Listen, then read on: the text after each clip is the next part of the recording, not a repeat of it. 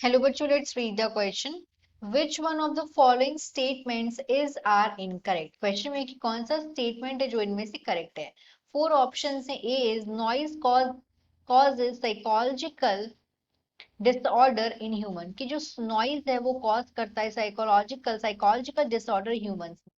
B is noise causes physiological disorder in humans. कि जो noise है वो cause करते हैं physiological disorders human में. C is noise measurable unit is dB की जो noise की measurable unit dB होती है but sometimes it is measured in Thomson unit पर कुछ समय कई बार इसको Thomson unit में भी measure करते हैं.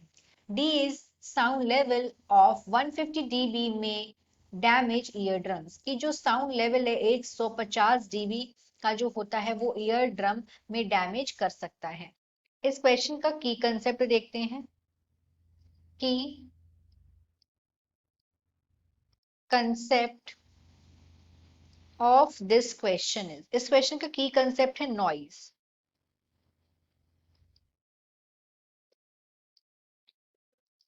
नॉइज का क्या मतलब होता है? ये एक अनवांटेड साउंड है. This is a unwanted sound. Unwanted sound. ये अनवांटेड साउंड ये क्रिएट करता है एक इफेक्टिव रिस्पॉन्स को. उसे नॉइज बोलते हैं. तो यहाँ पे हमें 4 पॉइंट्स दिए हैं नॉइज के रिगार्डिंग कि उससे प्रॉब्लम क्या हो सकती है. तो हम एक एक करके देखते हैं. यहाँ पे ए में बोला गया है, ए ऑप्शन में, कि जो नॉइज है वो कॉज करती है साइकोलॉजिकल डिसऑर्डर ह्यूमंस में. तो ये वाली बात इनकरेक्ट नहीं है. This is absolutely correct. तो ये आंसर नहीं हो सकता है.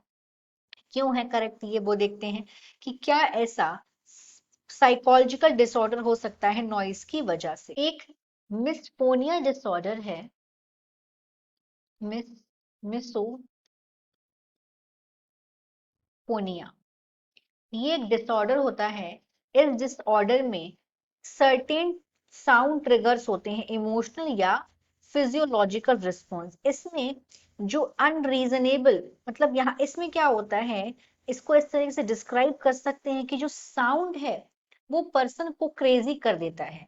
It can drive you crazy.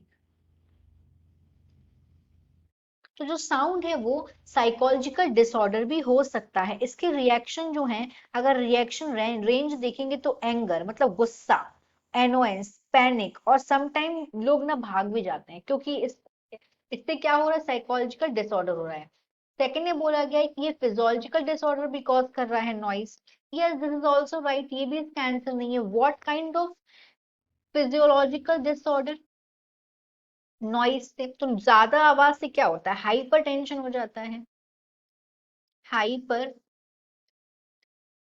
Tension हो जाता है. और दूसरे कार्डियोवैस्कुलर एडवर्स इफेक्ट भी आते हैं. नॉइस की वजह से हेयरिंग लॉस भी हो सकती है. हेयरिंग लॉस भी हो सकती है because of noise. Option number C पे आते हैं.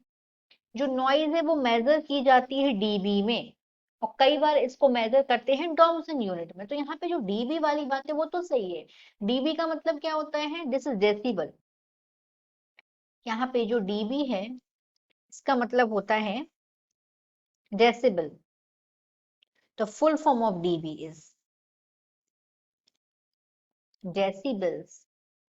लेकिन यहाँ पे जो दूसरी बात दी हुई है डॉम्सन, तो ये जो डॉम्सन यूनिट है, डॉप्सन्स, ये जो डॉप्सन यूनिट होती है, इस यूनिट को साउंड के लिए यूज नहीं करते हैं. ये यूनिट को यूज करा जाता है ओजोन को मेजर करने के लिए. ओजोन को. तो होता क्या है, एक डॉम्सन यूनिट गैस ये इक्वल होती है गैस की लेयर के, जो कि सरफेस से प्रेजेंट होती है अर्थ के, with the thickness of 100th of the millimetre. तो यहाँ पे जो ये सी है वो इनकरेक्ट है. तो ये हो गया राइट आंसर, क्योंकि डॉम्सन यूनिट जो है, डॉप्सन यूनिट, ये ओजोन को मेजर करती है.